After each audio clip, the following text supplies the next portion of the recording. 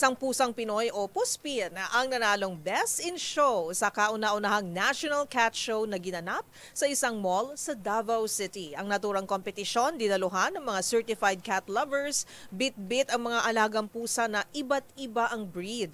Ang mga kaganapan sa first ever Mindanao's National Cat Show tinutukan ni Rose Babiera. And our lucky judges is Cesarin, and his winner is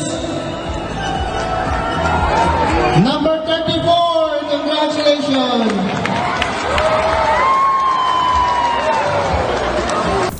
Ibinida ng isang pusang Pinoy ang galing ng mga puspin nang masungkit ang titulong Best in Show sa household category ng kauna-unahang Mindanao's National Cat Show na ginanap noong 19 ng Hunyo sa isang mall sa Davao City. Ang naturang event ay inorganisa ng World Cat Federation and Society of Feline Enthusiasts of the Philippines. Dinaluhan ito ng mga cat lovers. Bitbit ang kani-kanilang mga alagang pusa na iba-iba ang lahi o breed, magkakaiba ang itsura, laki at kakayahan. At sa naganap nga na kompetisyon, nagwagi si Dongsky ang 2 anyos na puspin bilang Best in Show. Si Dongsky ay isang rescued pet mula sa Animal Rescue Rehabilitation and Fostering o ARF, isang non-governmental animal shelter sa Binugaw, Toril sa Davao City.